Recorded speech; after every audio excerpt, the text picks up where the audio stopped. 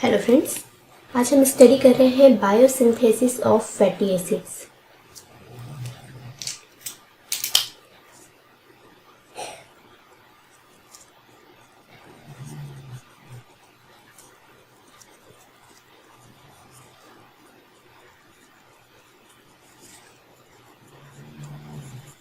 Biosynthesis of fatty acids body के अंदर जो फैट्स हैं उनकी सिंथेसिस भी होती रहती है और उनका यूटिलाइजेशन भी चलता रहता है। तो ये जो सिंथेसिस का प्रोसेस है इसमें कुछ दूसरे मॉलिक्यूल्स से भी फैट का फॉर्मेशन होता है। यहाँ पर केवल ट्राइग्लिसराइड के ब्रेकडाउन से ही फैटी एसिड का फॉर्मेशन नहीं हो रहा है, बल्कि कुछ न्यू कंपाउंड जो है, नए तरह के जो प्रिकर्सर्स हैं उनसे सिंथेसिस किया जा रहा है फैटी एसिड का। तो इसे ही हम कहेंगे biosynthesis of fatty acids. Biosynthesis of fatty acid को डी नोवो के नाम से भी जाना जाता है, de novo synthesis of fatty acid.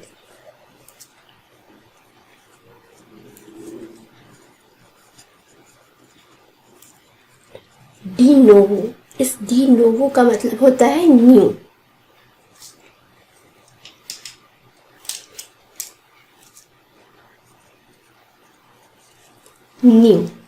नया मॉलिक्यूल, फैटी एसिड के नए मॉलिक्यूल की सिंथेसिस ही कहलाती है डी नोवो सिंथेसिस। बहुत एग्जाम में इस तरह के क्वेश्चन आते हैं कि what is de novo synthesis for fatty acid, या फिर क्या है बायोसिंथेसिस ऑफ फैटी एसिड। तो डी नोवो सिंथेसिस के नाम से भी इसे जाना जाता है। इसके लिए जो साइट है, site for the synthesis of bio fatty acids, generally इसके लिए जो साइट है वो है लीवर, किडनी, एडिपोज टिश्यूज,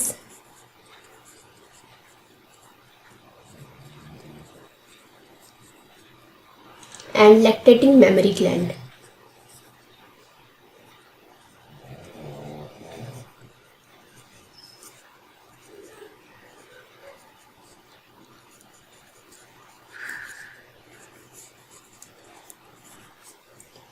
तो ये ऑर्गन्स हैं जहाँ पर डी नोवो सिंथेसिस हो रहा है या फिर फैटी एसिड की सिंथेसिस हो रही है। मेनली लीवर है, इसके अलावा kidney, adipose tissue and lactating memory gland, इन जगहों पर फैटी एसिड की सिंथेसिस लगातार चलती रहती है।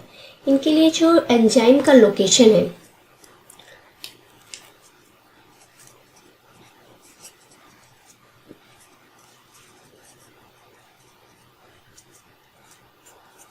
एंजाइम का जो लोकेशन है वो है साइटोसोल।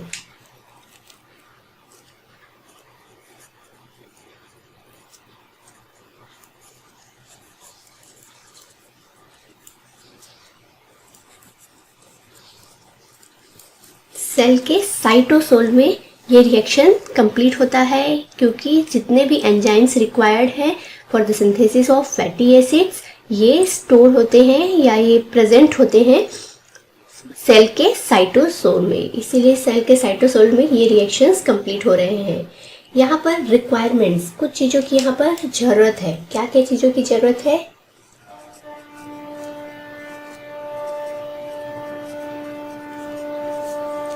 तो इसमें सबसे ज़रूरी है एनर्जी सोर्स और कार्बन का सोर्स। कार्बन कहाँ से आ रहा है? जो फैटी एसिड की सिंथेसिस हो रही है इसमें कार्बन के मॉलिक्यूल कहाँ से आ रहे हैं? तो acetyl co A for carbon molecule, source of carbon क्या है? Acetyl co A. और एनर्जी के लिए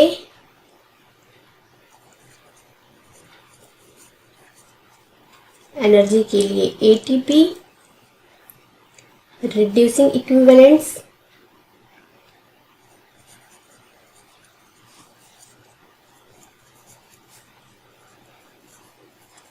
रिड्यूसिंग इक्विवेलेंट्स है NADPH।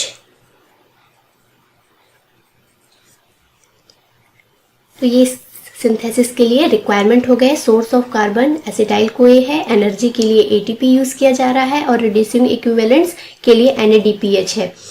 यहाँ पर इसी वजह से ये जो सिंथेसिस है फैटी एसिड का वो 3 फेजेस में कंप्लीट होती है। इसके 3 स्टेजेस है।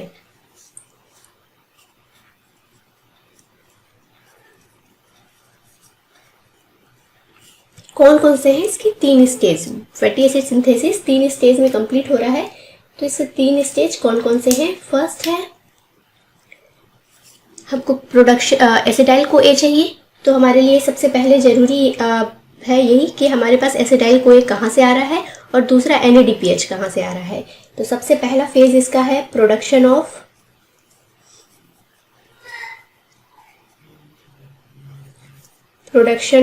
Acetyl CoA and NADPH। Second है conversion of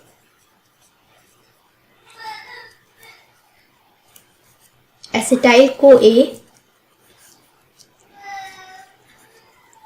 to malonyl co A.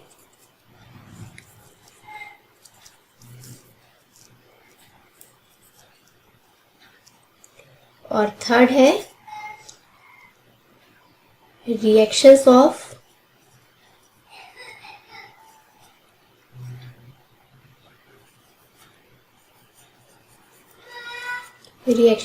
Fatty acid synthase complex. ये 3 स्टेज में कंप्लीट होता है फैटी एसिड का सिंथेसिस। तो सबसे पहला स्टेज है हमारा रिक्वायरमेंट में है कि हमको एसिटाइल को ए फर्स्ट चाहिए, तो एसिटाइल को ए और NADPH का प्रोडक्शन। दूसरा है एसिटाइल को ए का कन्वर्जन मेलोनाइल को ए में। और इसमें बहुत ही इंपॉर्टेंट है फैटी एसिड सिंथेस कॉम्प्लेक्स। ये एक एंजाइम के कॉम्प्लेक्स है जिसमें 7 टाइप के एंजाइम्स इन्वॉल्व हैं। तो उन एंजाइम्स के रिएक्शंस,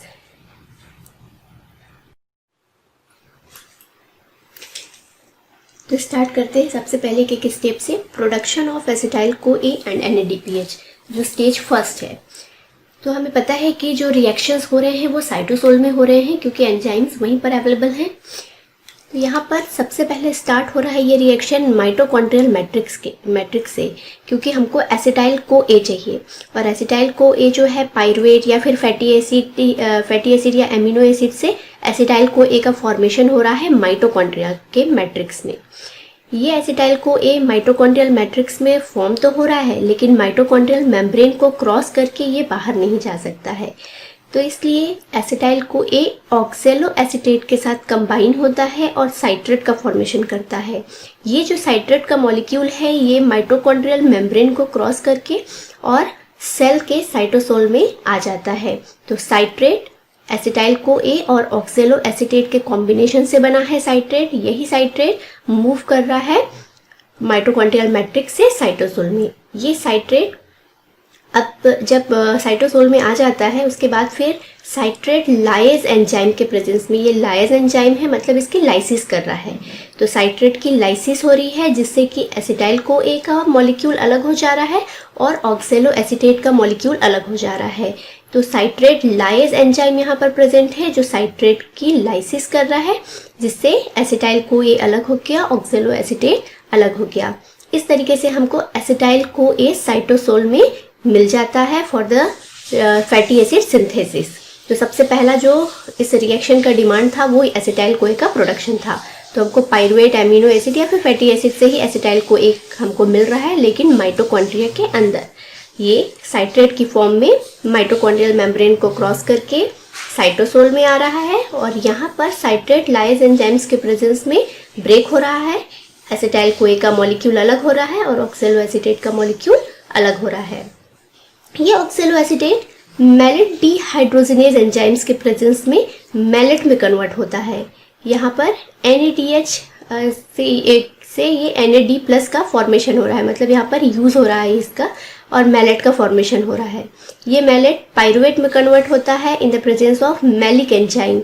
यहाँ पर एक मॉलिक्यूल कार्बन डाइऑक्साइड का बाहर निकल रहा है और NADPH की सिंथेसिस हो रही है। ये HMP संट में भी NADPH की सिंथेसिस होती है। इसे हमने अपने पहले की क्लासेस में कार्बोहाइड्रेट के मेटाबॉलिज्म क्लासेस में देखा है कि HMP संट से NADPH का प्रोडक्शन कैसे होता है। तो जो हमारा पहला था production of acetyl CoA and NADPH, ये प्रोसेस यहाँ पर कंप्लीट हुआ। एसिटाइल कोए भी मिल गया और ऑक्सेलो एसीटेट मैलेट में कन्वर्ट हुआ, मैलेट पाइरुवेट में कन्वर्ट हुआ। तो यहाँ पर NADP से NADPH का फॉर्मेशन हुआ। HMP से भी NADPH हमको मिल रहा है। सेकेंड है फॉर्मेशन ऑफ मेलोनाइल CoA। अब जो एसिटाइल CoA है, ये एसिटाइल CoA कार्बोक्सिलेज एंजाइम्स के प्रेजेंस में मेलोनाइल CoA में कन्वर्ट होता है। एसिटाइल CoA मेलोनाइल CoA में कन्वर्ट हो रहा है। यहाँ पर कार्बोक्सिलेज एंजाइम काम कर रहा है, तो एसिटाइल CoA कार्बोक्सिलेज एंजाइम के प्रेजेंस में एसिटाइल CoA कन्वर्ट हुआ मेलोनाइल CoA में। यहाँ पर बायोटीन का बहुत ही इंपॉर्टेंट रोल है। बायोटीन यहाँ पर कोफैक्टर की तरह है और ये इस रिएक्शन को कैटालाइज कर रहा है। इसके साथ एक सबस्ट्रेट की तरह है। इसके बाद फिर यहाँ पर ATP का मॉलिक्यूल यूज हो रहा है, एक मॉलिक्यूल ATP का यूज हो रहा है और ADP और एक मॉलिक्यूल इनऑर्गेनिक फॉस्फेट रिलीज हो रहा है। कार्बन डाइऑक्साइड यहाँ पर यूज हो रहा है क्योंकि कार्बोक्सिलेज एंजाइम है, तो यहाँ पर ये CO2 का मॉलिक्यूल यूज हो रहा है। आगे देखते हैं इसे। थर्ड है reaction of fatty acid complex. Fatty acid synthase complex, fatty acid complex में फैटी एसिड सिंथेस कॉम्प्लेक्स, ये एंजाइम का कॉम्प्लेक्स है। इसमें 7 टाइप के एंजाइम्स जो हैं वो एक साथ मिले हुए रहते हैं और कंबाइनली एक काम करते हैं, एक साथ ही काम करते हैं, कॉम्प्लेक्स फॉर्म करते हैं और ऐसा कॉम्प्लेक्स ही ये वर्क करते हैं। इनके एक एक एंजाइम्स अलग अलग नहीं होते बल्कि ये एक साथ प्रेजेंट होते हैं। तो ये मल्टी फंक्शनल एंजाइम्स यहाँ पर प्रेजेंट है, अलग अलग फंक्शन करने वाले एंजाइम्स एक साथ में यहाँ पर प्रेजेंट हैं। ये डाइमर के फॉर्म में होते हैं जिसके 2 आइडेंटिकल यूनिट्स होते हैं। इसके हर एक मोनोमर में 7 डिफरेंट एंजाइम्स होते हैं और साथ में एक एसाइल कैरियर प्रोटीन जिसे हम ACP कहते हैं, एसाइल कैरियर प्रोटीन होता है। ये फंक्शंस करते हैं एज अ सिंगल यूनिट, केवल एक यूनिट के फॉर्म में, ये एक यूनिट के फॉर्म में प्रेजेंट होते हैं। इनके एंजाइम्स अलग अलग नहीं होते हैं, तो फंक्शंस कर रहे हैं एज अ सिंगल यूनिट। इनकी जो कोडिंग होती है वो एक सिंगल जीन के थ्रू होती है, सिंगल जीन ही इस पूरे एंजाइम को कोड करते हैं। तो इसमें कौन कौन से एंजाइम है इस कॉम्प्लेक्स में? Ketoacyl synthase, acetyl trans acylase, malonyl trans acylase, dehydratase, enoyl reductase, ketoacyl reductase और ACP। तो इस तरीके से ये 7 इससे मिलकर बना हुआ है और लास्ट में है थायोएस्टेरेज। तो ketoacyl synthase, acetyl trans acylase, malonyl trans acylase, dehydratase, enoyl reductase, ketoacyl reductase और ACP और लास्ट में थायोएस्टेरेज है। तो ये डाइमर के फॉर्म में है, एक मॉलिक्यूल इस तरफ से है और एक मॉलिक्यूल सेम इस तरीके से जुड़ा हुआ है, डाइमर है। बीच में इसमें डिवीजन है जो इसके सब यूनिट को दिखा रहा है। एक यूनिट इस लाइन के ऊपर का है और एक यूनिट इस लाइन के नीचे का है। हमने यहाँ पर लिखा है 2 आइडेंटिकल यूनिट्स, तो इसके इस तरीके से 2 आइडेंटिकल यूनिट्स हैं। फंक्शनल डिवीजन, इतना जो रिएक्शंस हैं ये इस तरीके से, आधे जो एंजाइम्स है वो इस तरफ, आधे एंजाइम्स जो है इस तरफ है। तो इस तरीके से ये डाइमर के फॉर्म में प्रेजेंट होता है। इसके बाद आइए हम देखते हैं इसके रिएक्शंस।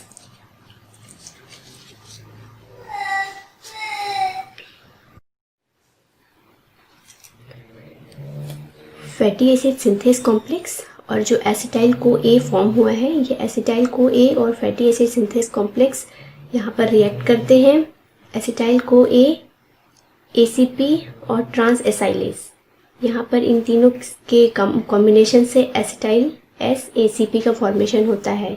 ACP जो कॉम्प्लेक्स है उसमें एक एंड ACP है और दूसरे एंड पर सिस्टीन का मॉलिक्यूल होता है, तो ये इसी को डिनोट कर रहा है। एक एंड ACP का है और एक एंड सिस्टीन का है, सिस्टीन SCOA और एक एसिड, ये कॉम्प्लेक्स है।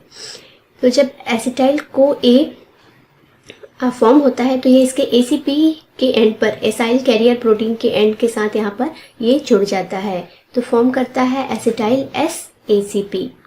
इसके बाद ये जो एसिटाइल ग्रुप है ये ट्रांसफ़र हो जाता है ACP से सिस्टीन के मॉलिक्यूल में, तो यहाँ पर transfer of acetyl to cysteine, यहाँ पर जो एसिटाइल का ग्रुप था वो सिस्टीन के ग्रुप के साथ चला गया। अब जो मेलोनाइल का फॉर्मेशन हुआ था, मेलोनाइल CoA का, ये मेलोनाइल CoA का मॉलिक्यूल आता है और ये इसके इस ACP एंड से जुड़ जाता है। तो मेलोनाइल ACP का एंड यहाँ पर खाली है, तो ये मूव हो चुका है यहाँ से सिस्टीन पे, इसलिए ये स्पेस ब्लैंक है। तो जो मेलोनाइल कोए का मॉलिक्यूल जो है वो यहाँ पर मेलोनाइल कोए ACP ट्रांस एसाइलेज एंजाइम्स के प्रेजेंस में आता है और यहाँ पर ACP एंड से ये जुड़ जाता है और एक मॉलिक्यूल CoASH का बाहर आ जाता है। तो फॉर्मेशन होता है एसाइल मेलोनाइल एंजाइम का। Acyl malonyl enzyme beta keto acyl ACP synthase enzymes के प्रेजेंस में ये कन्वर्ट होता है बीटा कीटो एसाइल ACP में। यहाँ पर मेलोनाइल एंजाइम था, अब यहाँ पर क्या हो रहा है, कीटो एसाइल ग्रुप बन रहा है। यहाँ पर C+O CH3, यहाँ पर एक नया मॉलिक्यूल जुड़ गया है। तो इस तरीके से यहाँ पर बीटा कीटो एसाइल का फॉर्मेशन हो रहा है जो इसके ACP एंड से जुड़ा हुआ है। अगला एंजाइम है beta keto acyl ACP reductase. अभी यहाँ पर सिंथेस था, कीटो एसाइल सिंथेस था, सिंथेसिस हो रही थी कीटो एसाइल की। अब यहाँ पर रिडक्टेज है, रिडक्शन रिएक्शन होगा, तो beta keto acyl ACP reductase. जब ये रिडक्टेज रिएक्शन होगा तब ये NADPH, क्योंकि यहाँ पर रिड्यूसिंग इक्विवेलेंट चाहिए, तो रिड्यूसिंग इक्विवेलेंट का रोल NADPH प्ले कर रहा है, तो यहाँ पर NADPH कन्वर्ट हो रहा है NADP+ में। तो beta keto acyl ACP reductase आगे चलकर बना रहा है बीटा हाइड्रोक्सी एसाइल ACP।